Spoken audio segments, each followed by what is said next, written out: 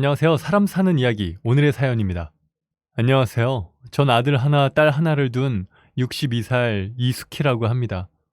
1984년 고아였던 남편과 사진관에서 찍은 사진으로 결혼식을 대신하고 함께 살았죠. 집안 형편이 넉넉하지는 않았지만 그럭저럭 잘 지내는 단란한 가정이었습니다. 아들 하나, 딸 하나를 낳고 마음 편히 고기를 먹이지는 못해도 부족하게 먹이고 살지는 않았죠. 어린 아들에게 손수 한글도 가르쳐가며 도란도란 행복하게 살았네요. 그런데 제 나이 33살에 남편이 운전을 하다가 그만 사고로 사망하고 말았습니다. 당시 아이들은 고작 6살, 4살이었을 뿐이죠. 그렇게 남편이 허망하게 떠나고 저는 눈앞이 캄캄해졌습니다. 슬픔에 빠져서 애도하는 것도 잠시일 뿐이었죠. 홀로 던져진 막막한 현실을 생각하니 절망스러웠습니다.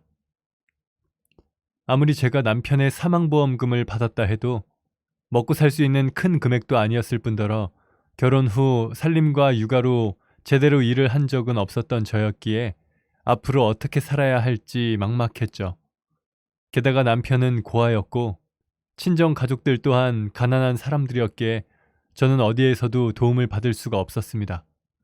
심지어 친정 오빠와 언니는 오히려 남편 목숨값을 어떻게든 나누고 싶어 했죠.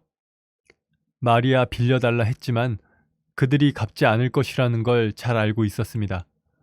그렇게 남편을 잃었다는 상실감에 빠져 있을 새도 없이 저와 아이들 앞에 놓여진 현실이 두렵기만 했죠. 홀로 가정을 먹여 살려야 한다는 생각에 걱정과 시름으로 하루하루 애간장만 탈 뿐이었습니다. 그런데 뒤늦게 제 소식을 듣게 된 친구에게서 전화가 왔습니다. 몇 년 전 일본으로 이주한 친구였죠. 저를 위로하는 친구에게 고민을 털어놨습니다. 앞으로가 걱정이네. 어떻게 살아야 할지 모르겠어. 이제부터 뭘 어떻게 해야 할지. 친구는 한참 동안 제 이야기를 듣더니 저에게 일본으로 오는 게 어떻겠냐고 권하더군요. 그럼 너 일본으로 오는 건 어때? 힘들겠지만 여기서 다시 시작하는 게 낫지 않겠어? 친구의 제안에 전 한 가닥의 희망이 보이기 시작했습니다. 하지만 그렇게 간단하게 결정할 수 있는 문제는 아니었죠. 그렇게 며칠을 고민한 끝에 저에게 딱히 다른 선택지가 없다는 결론을 내렸습니다. 결국 저는 아이들을 데리고 일본으로 가게 되었죠. 그리고 우리가 일본에 잘 정착할 수 있도록 그 친구가 큰 도움을 줬네요. 일본어부터 시작해서 비자 문제라든지 일자리까지 많은 도움을 받았습니다. 그렇게 일본에 온 지 30년 가까이 되면서 어느덧 저는 일본의 어느 도시에서 한국 음식점을 운영하게 되었죠. 그 30년 동안 평생 식당 일만 하면서 자식들을 다 키웠습니다. 그렇게 타국 땅에서 자식들을 키우다 보니 힘든 일도 있었지만 큰 의지가 되기도 했죠. 어느새 아이들은 훌쩍 자라서 어른이 되었네요. 그런데 일찍 장가를 간 아들과 달리 딸의 결혼은 조금 늦어졌습니다. 그러다 보니 저는 딸과 함께 가게를 운영하며 지내고 있었죠. 사실 아들은 결혼하고 나니 더 이상 제 아들이 아니더군요. 한국은 결혼 후에도 부모와 왕래를 자주 하지만 이곳은 그렇지가 않았습니다. 그렇게 멀어진 아들이 서운하기도 했지만 그렇다고 평생 끼고 살 수는 없으니까요. 그리고 딸까지 시집을 보내야 제 숙제가 끝나는 것 같았죠. 그래서 저는 딸의 결혼에 대해 남몰래 고민하기 시작했습니다. 아들과 달리 딸 아이는 학창시절에 한국 사람이라는 이유로 꽤나 고생을 했죠. 그래서 주변에 친구조차 별로 없습니다. 아버지 얼굴조차 제대로 기억하지 못하는 어린 나이에 이곳으로 온 딸은 저에게 아픈 손가락이었죠. 하지만 저 역시 식당에만 매어 있다 보니 사윗감을 찾기는 힘들더군요. 그래서 우선 가까운 곳에 있는 사람들을 살펴보았습니다. 그런 제 눈에 들어온 괜찮은 청년이 있었죠. 매일매일 식당에 식재료를 공급하던 한국인 청년이었습니다. 매일 아침마다 가게로 오는 그 청년은 선해 보이는 인상에 늘 웃는 얼굴로 열심히 일하는 모습이 보기 좋았네요. 본격적으로 그 청년을 눈여겨보니 딸과 엮어주면 괜찮을 듯 싶더군요. 전 어떻게 하면 딸과 그 청년을 친해지게 할 수 있을지 궁리를 해보았습니다. 하지만 마땅한 묘책이 떠오르지는 않더군요. 그러던 어느 날 그 청년이 식당에 물건을 갖다 주고 돌아가려는데 갑자기 좋은 생각이 떠올랐죠. 그래서 청년에게 물었습니다. 아침부터 고생이 많아요. 식사는 했어요? 그 말에 청년은 머쓱하게 웃더니 아침 못 먹고 다닙니다. 워낙 일찍 움직여야 해서요. 하고 대답하더군요. 그래서 저는 청년에게 아침 먹고 가라고 잡아 앉히고 역시 아침을 안 먹은 딸도 함께 앉혀 아침을 차려줬습니다. 한국 사람들은 밥정이라고 하죠. 딸과 그 청년도 함께 식사를 하고 이야기를 하다 보면 정이 들지 않을까 하는 기대를 품었네요. 밥을 먹이며 그 청년의 이야기를 들어보니 역시 제 예상이 맞았습니다. 참 성실하고 듬직한 청년이더군요. 이곳에 정착하려고 이 일 저 일 가리지 않고 하는 중이라 했습니다. 사실 제가 그 청년을 사윗감으로 점 찍어둔 데에는 나름의 이유가 있었습니다. 매일 아침 정해진 시간보다 더 일찍 식재료를 납품할 만큼 부지런했고 게다가 항상 밝은 모습으로 웃음을 잃지 않고 무거운 식재료들을 원하는 자리까지 옮겨주었죠. 또한 자신이 배달한 것이 아닌 것까지 손수 옮겨주는 모범적이고 예의 바른 청년이었습니다. 그런 청년을 잠깐이지만 매일 보다 보니 참 싹싹하고 매사에 성실한 청년이라는 생각을 하게 되었죠. 그래서 저는 딸에게 슬쩍 그 청년이 남편감으로 어떠냐고 물어봤습니다. 그러자 딸의 반응은 엄마 하면서도 웃음을 짓는 것이 싫어하는 것 같지는 않아 보이더군요. 그래서 그 청년에게도 우리 딸 어떠냐 하니 부끄러워하면서도 자기야 감지덕지라며 좋다는 의사를 보였죠. 게다가 제가 딸에 대한 의사를 물어본 이후로는 저를 장모님이라고까지 부르기 시작했습니다. 그 모습에 딸은 부끄러워하면서도 좋아하더군요. 그래서 손님이 많지 않은 날에는 둘이 데이트하라고 내보내기도 했네요. 제 나름 적극적으로 둘의 관계를 응원했습니다. 그리고 딸이 데이트를 하고 온 날이면 딸에게 어땠는지 물어가며 그 청년에 대해서 더 알기 위해 노력했습니다. 데이트 해보니까 어때? 민성군 됨됨이가 좋아 보이던데 둘이 만나도 그래? 딸 역시 민성군에 대해 좋게 말하더군요. 민성씨 착해. 한국 사람이라 그런가? 역시 매너가 좋아. 젠틀하고 자상하더라. 이곳 남자들이 상대적으로 가부장적이다 보니 그런 모습이 더더욱 비교가 되었겠죠. 그래서 저 역시 한국 사위를 원했고요. 딸도 그 청년에게 푹 빠진 듯 하더군요. 그렇게 둘을 좀 더 만나게 하고 저는 민성군을 지켜보았습니다. 비싸지는 않지만 주로 깨끗한 식당이나 카페에서 데이트를 한다 했죠. 그리고 식당에서도 언제나 딸이 자리에 먼저 앉을 수 있도록 신경을 쓰고 물이나 음료도 직접 가져다 준다 하더군요. 게다가 식사 중에는 맛있는 음식을 젓가락으로 집어 딸 아이의 밥 위에 올려주기도 한다 했죠. 그리고 영화관에서는 미리 준비해온 무릎담요를 덮어주기도 했다 했네요. 그리고 영화를 다 보고 나서도 따뜻한 차 한 잔이라도 손에 들려보낼 만큼 세심하게 잘 챙겨준다 하더군요. 그런 이야기들을 들으면서 항상 밝고 성실하면서도 마음씨까지 착한 민성군이 점점 마음에 들게 되었습니다. 그렇게 연인으로 잘 지내던 어느 날 딸이 민성군에게 섭섭한 점을 이야기하더군요. 엄마, 민성 씨는 다른 사람보다 저녁에 일찍 자야 하니까 저녁에 데이트를 할 수가 없어. 다른 사람들은 저녁에 데이트 많이 하는데. 딸의 어린아이 같은 투정에 저는 민성군은 아침부터 배달해야 하니 어쩔 수 없잖아. 그건 네가 이해해야지. 민성군도 자리 잡으면 괜찮아질 거야. 하며 딸을 달랬죠. 그런데 딸을 달래다 보니 좋은 생각이 떠올랐습니다. 딸과 민성군이 결혼하게 되면 민성군이 보다 빨리 자리 잡을 수 있을 거고 저녁에도 같이 있을 수가 있으니 딸의 불만이 없어질 게 아닌가 하는 생각이 들었죠. 그래서 저는 딸에게 말했습니다. 그럼 민성군과 결혼하면 어떻겠니? 그리고 민성군에게도 결혼에 대한 이야기를 꺼냈죠. 그러자 민성군이 지금까지 말하지 못한 사실을 고백하더군요. 전 어머니는 안 계시고 아버지만 계시는데 어릴 때 연락이 끊겼어요. 지금은 한국에 살아 계시다는 것만 알고요. 한국 분들은 집안 환경 같은 거 중요하게 생각하신다는데 제가 너무 부족해서요. 그 말을 듣고 민성군이 혼자 얼마나 고생했을지 눈에 선하더군요. 그래서 저는 민성군을 토닥이며 말했습니다. 애들 아빠도 젊어서 돌아가셨어. 우리는 그런 거 신경 안 쓴다. 괜찮아. 괜찮아. 그렇게 둘은 결혼을 하게 되었습니다.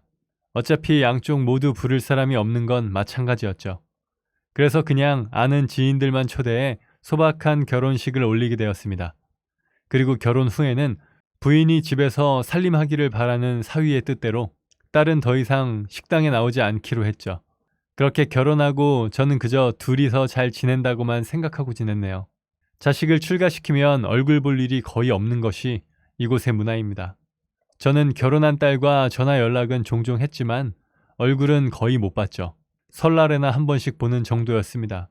아무래도 저는 한국 사람이다 보니 그런 부분이 서운하기는 했지만 딸은 일본에서 산 세월이 더 길었으니 제가 한국의 문화를 강요할 수는 없더군요. 그리고 무엇보다 딸을 이곳으로 데려온 건 바로 저였으니까요. 사실 저는 그나마 나은 경우였습니다. 사위가 매일 식재료를 가게로 배달하러 오기 때문이죠. 그래서 사위의 얼굴은 변함없이 매일 볼 수 있었습니다. 사위는 여전히 아침마다 식재료를 가져왔죠. 그리고 사위를 통해 딸 아이의 소식을 들을 수 있어 다행이었습니다. 저를 닮아 그런지 음식 솜씨가 좋다 하더군요. 그런데 언젠가부터 사위의 얼굴이 좋지 않아 보였습니다. 혹시 어디 아픈 건 아닌가 싶어 걱정이 되었죠. 그래서 배달 온 사위에게 물었습니다. 자네 요즘 안색이 안 좋아 보이는데 다미가 밥을 잘 안 챙겨주나? 장모님, 제 얼굴이 안 좋아요? 요즘 일이 좀 많아서 그런가 봐요. 괜찮아요. 다미가 밥도 잘해주고요. 걱정 마세요. 사위의 대답에도 전 마음이 놓이지 않아서 딸에게도 전화를 걸었습니다. 요즘 민성이 얼굴이 안 좋아 보이는데 둘이 뭔 일 있니? 아니요, 엄마. 별일 없어요. 괜찮아. 딸에게 물어도 사위에게 물어도 둘 다 아니라고만 하니 속은 답답했지만 그냥 둘이 싸웠나 하는 생각과 함께 그 또한 잘 이겨내겠지 했습니다.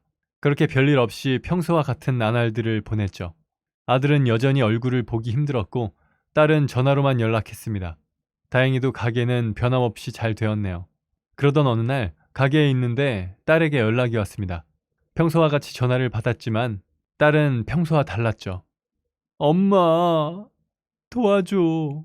흑흑흑. 딸의 울음 섞인 목소리에 저는 딸이 있는 곳으로 바로 달려갔습니다. 그런데 딸은 거짓골을 하고 있더군요. 머리는 잔뜩 헝클어진 채 어디서 맞았는지 여기저기 멍도 들어 있었죠. 저는 딸의 몰골에 너무 놀라 딸 아이를 붙잡고 물었습니다. 무슨 일이야? 이게 대체 뭔 일인데? 딸은 우선 이곳을 벗어나자 했고 가게도 집도 안 된다 했습니다. 그래서 우리는 근처에 있는 호텔로 들어왔죠. 한참 동안 딸 아이를 진정시키고 난 뒤 자초지종을 들을 수 있었습니다. 결혼을 하고 보니 사위한테 빚이 잔뜩 있더라네요. 그것도 하나로 치면 무려 억 단위가 되는 큰 빚이라더군요. 그런데 그 빚이 바로 빠친코와 마작에 빠져 생긴 빚이라는 거였습니다. 일본에서는 심심풀이 그런 오락을 많이 합니다. 하지만 사행성 게임이기 때문에 좋은 것은 아니죠. 때문에 저도 그렇지만 아이들도 그 근처엔 얼씬도 못 가게 가르쳤습니다. 그런데 그 사위라는 놈이 빚까지 져가면서 빠친코와 마작에 미쳐있는 사람이었다 하더군요. 저는 사위를 제대로 알아보지 못한 제 눈을 뽑아내고 싶을 지경이었습니다. 그런데 사위의 문제는 여기서 끝이 아니더군요. 딸이 결혼 후 알게 된 사실은 사위가 원래 여자 손님에게 접대를 하는 술집에서 일하는 사람이라네요. 물론 성을 파는 곳은 아니라 해도 여성 손님을 상대로 남자 종업원이 옆에 앉아 대화를 나누는 술집이기 때문에 딸은 그 또한 용납이 되지 않았다 합니다. 그래서 그것이 다툼이 되었다 하더군요. 하지만 그 일을 그만두라고 요구하는 딸과 싸울 때마다 사위의 폭언 수위만 올라갈 뿐 바뀌는 것은 없었다네요. 결혼 전 솔직하게 이 사실을 털어놓지 않은 사위가 너무나도 원망스러웠습니다. 그런 곳에서 일하던 이놈이 진작부터 빠친코에 손을 대기 시작했고 그것이 마작으로 확대됐으며 거기에서 헤어나올 수 없게 되면서 돈을 빌려서까지 하는 지경에 이르렀다는 거였습니다. 하지만 당연히 그런 것으로는 돈을 잃기만 할 뿐이었고 빚도 여기저기 늘어만 갔겠죠. 더 이상 돈 빌릴 곳이 없어지자 이 정신 나간 녀석이 무서운 사람들한테까지 돈을 빌리기에 이르렀고 그 돈을 갚기 위해 아침에 식재료 납품 일까지 하게 된 거라더군요. 게다가 이 식재료 납품하는 일은 사위가 돈을 빌린 무서운 사람들이 사위가 돈을 갚지 못하니 취업을 시킨 것이라네요. 그래서 그 빚 다 갚기 전까지 식재료 납품하는 일을 그만둘 수가 없었던 거죠. 그리고 식재료 납품하면서 나오는 수입은 바로 그 무서운 사람들한테 간다고 합니다. 그러니까 사위의 생활을 정리하자면 밤에는 술집에서 일하고 그 일이 끝나는 새벽에는 식재료 배달을 하고 식재료 배달을 마치고 빠친코가 오픈하면 그리로 달려가는 생활을 해온 거였습니다. 물론 그렇게 벌어 제 손으로 들어오는 돈은 죄다 노름이나 클럽에서 몽땅 탕진하며 헤프게 살아왔다 하네요. 그러다 보니 당연히 집에 돈을 갖다 줄 리가 없었고 집에 들어오지 않는 날이 거의 대부분이었다고 합니다. 정말 졸린 날에만 집에 들어오곤 했다는데 그럴 때면 그렇게나 딸을 괴롭혔다고 하네요. 술주정을 부리며 욕설을 퍼붓기도 했고 심지어는 술김에 폭행을 하기도 했다 합니다. 딸아이의 말을 들으며 울다가 가슴을 쥐어뜯다가 왜 진작 엄마에게 연락하지 않았냐 물으니 엄마에게 절대 말할 수가 없었다 하더군요. 사위놈이 제 가게도 집도 다 알다 보니 엄마를 해코지할 것 같았다네요. 실제로 사위가 딸에게 너네 엄마 가게며 집이며 다 어디인지 내가 잘 아는데 내가 너랑 너네 엄마를 가만히 놔둘 것 같아? 하며 협박을 하다 보니 딸은 두려움에 쉽사리 저에게 말을 꺼내지 못했던 거죠. 전 그동안 속으로만 끙끙 앓아왔을 딸을 생각하니 너무나 가슴이 아팠습니다. 하지만 그렇게 참고만 있던 딸이 결국 다급하게 도망칠 수밖에 없던 이유는 따로 있더군요. 글쎄 이놈이 갈 때까지 갔는지 딸을 다른 곳에 넘기려고 했다네요. 누군가 그런 내용의 통화를 하는데 딸이 그 소리를 듣고 지 남편에게 지금 무슨 작당을 하는 거냐고 따져 물었고 사위는 딸을 위협했다 합니다. 네가 거기 가서 돈을 벌어야 내 빚을 갚을 수 있는 거라며 소리를 질렀다네요. 그래서 딸이 이젠 하다 못해서 마누라까지 넘기려고 하냐고 따졌고 사위가 결국 손찌검을 했다는 거였습니다. 네가 가야 내가 살 수 있어. 정말 니네 엄마까지 다치게 하고 싶어? 사위가 낮은 목소리로 협박을 하니 결국 딸은 그 길로 지갑도 휴대폰도 없이 정신없이 도망 나와 저에게 전화를 한 것이죠. 이 모든 사실을 알게 된 저는 사위놈이 너무 괘씸했고 이런 심각한 문제가 있는 놈을 알아보지 못한 제 자신이 한탄스러웠습니다. 매일 아침에 봐왔던 그 성실한 청년의 정체는 악마였네요. 매일 짧게 보는 모습을 통해 사람을 판단한 어리석은 제 잘못이라는 생각이 들었죠. 아무리 나이가 들어도 사람의 한 면만 봐서는 그 실체를 제대로 알 수 없다는 것을 전 그때야 깨달았습니다.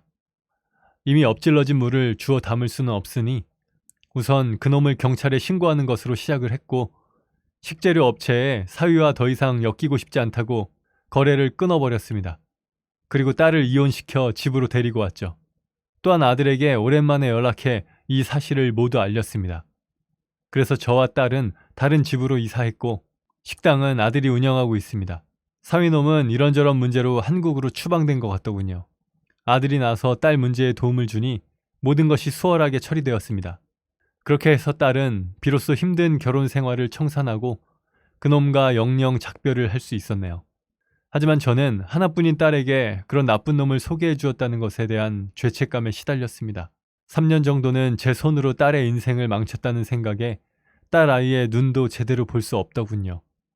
그런데 다행히도 딸은 작년에 좋은 남자를 만났고 재혼을 할 수 있었습니다. 이번에는 충분한 시간을 갖고 서로를 알아갈 수 있도록 기다렸네요. 그렇게 딸은 재혼하자마자 아이를 갖게 되었고 지금은 따뜻하고 좋은 가정에서 잘 살고 있답니다. 이제야 마음이 조금 놓이네요. 이제 다시는 멍청한 엄마 때문에 아이들이 고생하지 않길 바랄 뿐입니다. 그럼 지금까지 제 이야기를 들어주셔서 감사합니다. 네, 오늘 사연은 여기까지입니다. 사람 사는 이야기, 채널 구독과 좋아요, 알람 설정 부탁드립니다. 감사합니다.